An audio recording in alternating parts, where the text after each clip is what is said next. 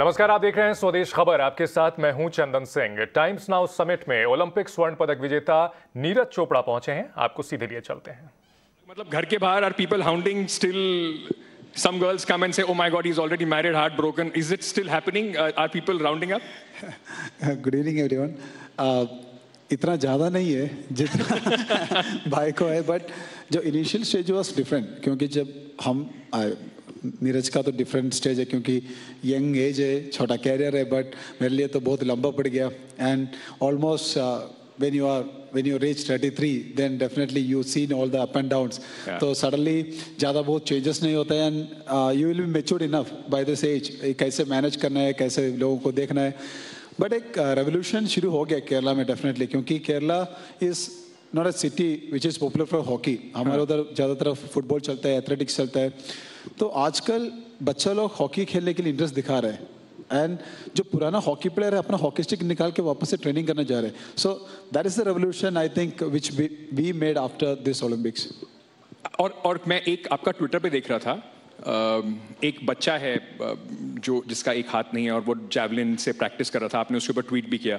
तो आपको लगता है कि वो रेवोल्यूशन अब, क्योंकि जैवलिन को वैसे भी बहुत ऐसा स्पोर्ट नहीं था जिसको लोग जानते थे या उसको यूजुअली परस्यू करते थे, तो आपकी सक्सेस के बाद सडनली इंडिया में भी काफी सारे पेरेंट्स भी हैं, उनके दिमाग में भी आया कि जैवलिन भी एक स्पोर्ट है जिसमें बच्चों को आगे प्रोत्साहित किया जा सकता है।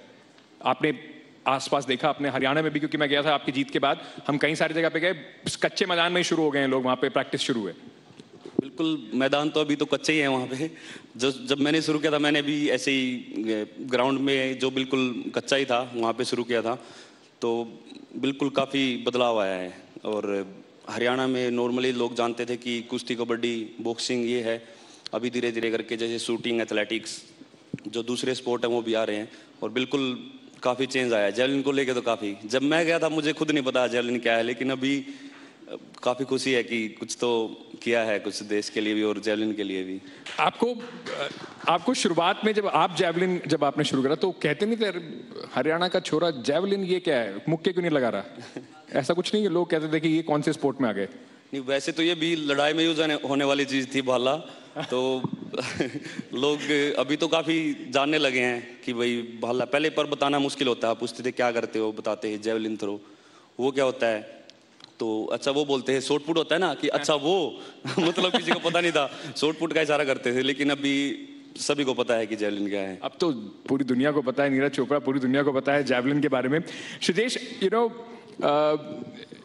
the moment, I mean, this of course for hockey, not only personally for the players, but for the hockey entire fraternity, it was a great moment. India winning an Olympic medal after such a long time. Like you were saying, आपने बड़े उतार चढ़ाव देखे हैं, from being the captain from the height of, if I'm not wrong, Incheon, where you know, against Pakistan you saved 2 penalties and we won a medal.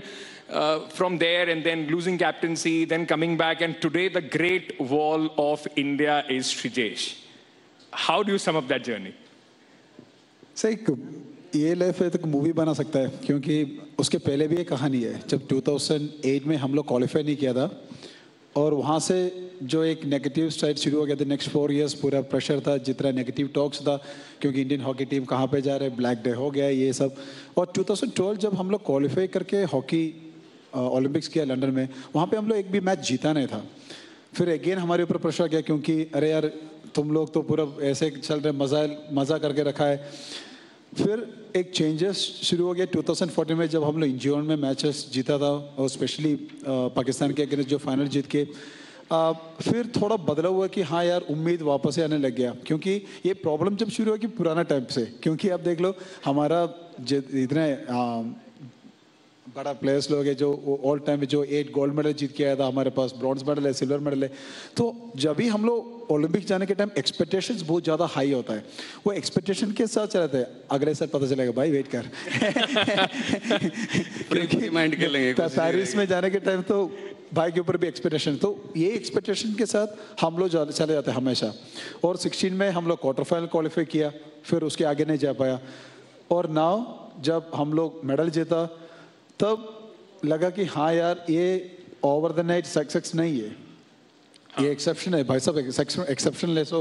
But जो बदलाव अभी आया है, जो ओलंपिक्स के बाद अभी नीरज ने भी मेडल जीता है, वो एक सोच का बदलाव हुआ है। क्योंकि हमारा प्लेयर्स, हमारा एथलीट, हमारा स्पोर्ट्स पर्सन ओलंपिक्स जाके मेडल जीत के आ सकता हूँ, हम लोग उसका लायक है, वो बदलाव बच्चे लोग में आ रहा है। सो that is most important for us. आप मूवी का बात कर रहे थे, मुझे किसी ने बताया that already somebody has approached you to make a biopic on you, is that true? आया हूँ, अभी पता नहीं कितना तक जाएगा, बट या बात तो चल रहा है। That's great. I mean, we would love to see Shrijesh and a movie on him, your life, your journey, your struggles. It'll be great to see. Neeraj, आपको कोई आप पे बायोपिक बना रहा है या आपको कहना है कि जैवलिन बहुत हो गया, चलो बॉलीवुड? हाँ, मतलब बायोपिक के लिए तो बोल ही रहे हैं, पर वही पहले ही मैंने बोला था कि यार अभी तो शुरू ही है, पहला ओलंपिक था और मैं चाहता हूँ कि आगे मेडल जीतूँ और तभी मज़ा आएगा कुछ अगर निकलेगा तो। क्योंकि अभी मैं नहीं चाहता कि मूवी आए और फ्लॉप हो। अच्छी अगर और मेडल जीतूंगा तो और अच्छे से मतलब हिट जाएगी तो फिर मजा आएगा। पर लेकिन बॉलीवुड है कहीं ना कहीं दिमाग में आगे जाके? नहीं, अभी तक तो मतलब पूरा स्पोर्ट्स पे ही है। सिरजेश भाई पे करेंगे हम फोकस पूरा, साउथ इंडियन लुंगी डांस। हमारा मूवी में किसी और को रखना पड़ेगा, भाई तो खुद का मूवी में एक्टिंग करेगा। नहीं, आपका भी माशाल्लाह, आप भी खुद मूवी में आपके खुद स्टार हो गए। बट मुझे बताया गया था that when you were aiming, जब आप जैवलिन फेंक रहे थे, this time you had a target of 90 meters in your mind. So did you think कि आप 90 मीटर से जब 87, if I am not mistaken, it was just over 87 meters, you were sure कि बस this is the gold winning? Because आपका जो reaction था वो बिल्कुल ऐसे लग रहा था, बिंगो, हो गया काम। तो वो ऐसा कैसे कॉन्फिडेंस आता है कि आपको पता है आपने जैवलिन फेंका, वो हवा में है और आपको पता है कि boss this is the one जो आपको मेडल लाने वाला है? नहीं, बिल्कुल मेडल के लिए तो मतलब गोल्ड मेडल के लिए वो ऐसा कॉन्फिडेंस नहीं था, लेकिन ये था कि हाँ मेरी बेस्ट थ्रो लग गई है ये। और सही बताऊं तो लास्ट थ्रो तक कुछ पता नहीं होता कि क्योंकि वर्ल्ड चैंपियन भी वहाँ पे है, ओलंपिक चैंपियंस भी वहाँ पे थे, तो कुछ पता नहीं लगता कि कौन किस टाइम कौन सी थ्रो अच्छे से लगा दे, तो पूरा उसके लिए फोकस रहना पड़ता है। मतलब ये यहाँ पे तो सभी को लग रहा है कि मैंने हाथ उठा दिए और मुझे पता लग गया था गोल्ड है। हाँ, मुझे ये पता लग गया था कि मेरी काफ़ी अच्छी थ्रो है, लेकिन गोल्ड के लिए तो कुछ भी नहीं पता। जैसे चेक थ्रोअर ने 5th थ्रो काफ़ी अच्छा किया था, हाँ। तो वो उसने ऑलरेडी 89 प्लस थ्रो कर रखा है, तो वो पता नहीं लगता कि कौन 90 मीटर या 89 मीटर दोबारा हिट कर दे। तो पूरा जब तक कंपटीशन खत्म ना हो जब तक हमको पूरा फोकस रहना पड़ता है। क्योंकि वो देखने में ऑफ कोर्स इतना अच्छा लग रहा था पूरा रिदम, और लग रहा था कि बड़ा इजी है, थोड़ा ताकत लगाना पड़ता है। मैंने उसकी जोश में ट्राई किया और 3 दिन तक मेरा कंधा बिल्कुल बाहर आ गया था। तो मतलब it's just not the strength और the power, right? I mean there is a science behind it, पूरी एक साइंस है आप कैसे थ्रो करते हो। तो आपको शायद पता चलता होगा कि this is the best throw जो आपने अपना करा है।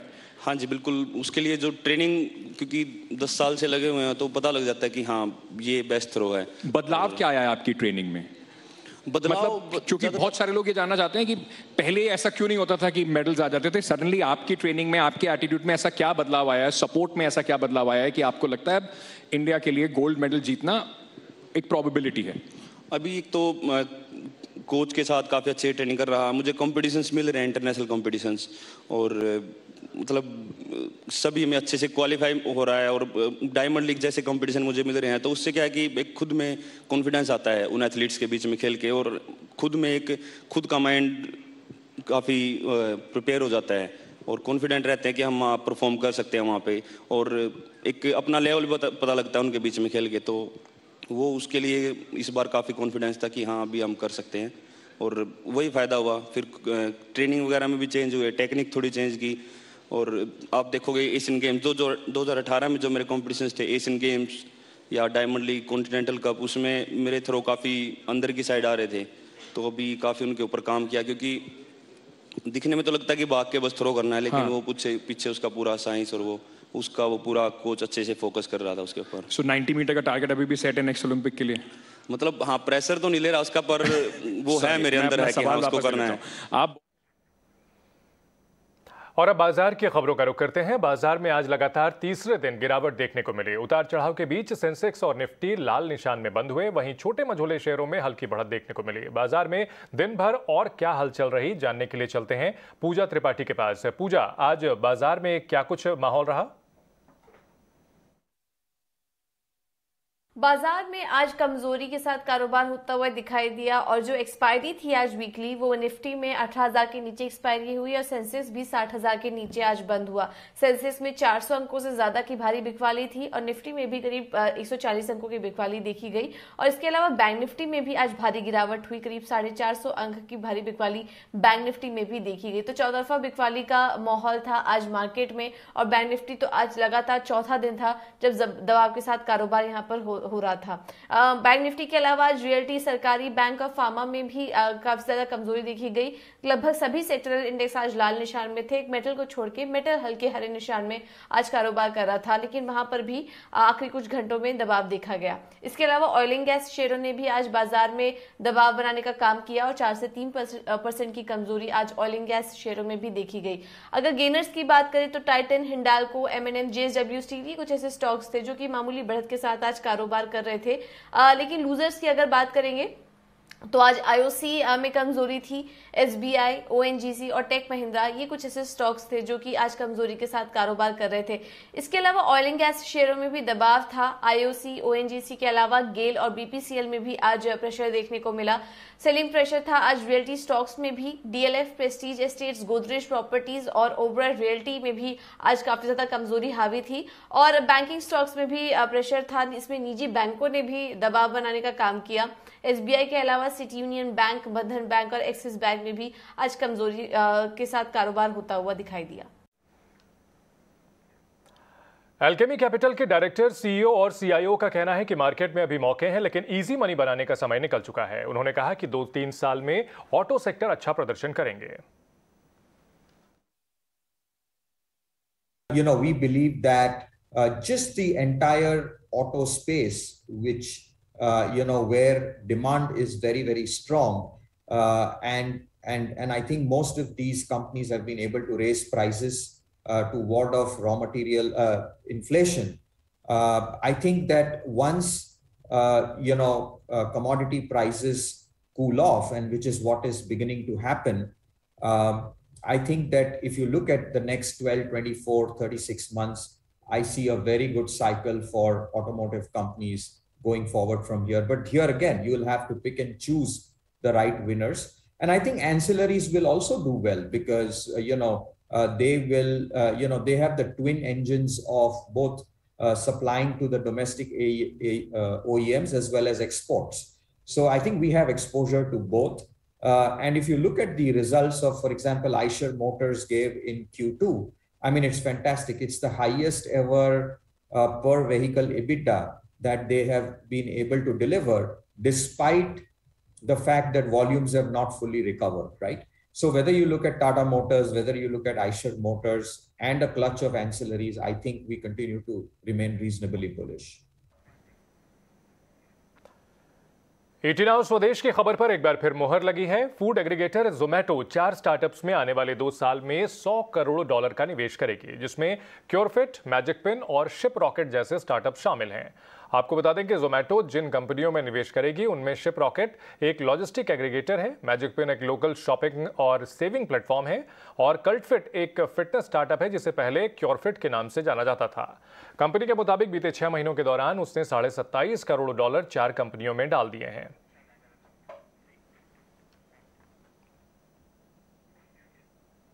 इस डील में मैजिक पिन में कंपनी ने 16% हिस्सा 371 करोड़ रुपए में खरीदने का ऐलान किया है। इस डील पर मैजिक पिन के CEO एंड कंपनी के को-फाउंडर ब्रिजभूषण से खास बातचीत की हमारी सहयोगी नयनतारा राय ने। 24 घंटे पहले ET नाउ ने आपको सबसे पहले बताया था कि जोमैटो का एक नया स्ट्रैटेजी है। वो अपने पहले इन्वेस्टर संजीव बिखचंदानी और इन्फोएड इंडिया के मैजिक को रेप्लिकेट करना चाहते हैं। wants to be like a Tencent investing in startups. हमने आपको बताया था कि 3 स्टार्टअप्स में वो इन्वेस्ट करेंगे और वही हुआ। क्योरफिट, मैजिक पिन और थर्ड है शिप रॉकेट। आज हम आपके लिए लाए हैं एक बहुत बड़ा एक्सक्लूसिव, वो है मैजिक पिन के को-फाउंडर के साथ। जोमैटो ने 300 करोड़ से ज्यादा इन्वेस्टमेंट किया है मैजिक पिन में, उसके लिए उनको मिला है 16% स्टेक। क्या इसके बारे में हम चर्चा करेंगे अब ब्रिज के साथ, जो है को-फाउंडर और CEO मैजिक पिन में। उन्होंने मैजिक पिन 6 साल पहले शुरू किया था। ब्रिज, कॉन्ग्रेचुलेशंस, काफी बड़ा बात है, जोमेटो ने आप पे बेट लिया है, 16% स्टेक लिया है, क्यों लिया है?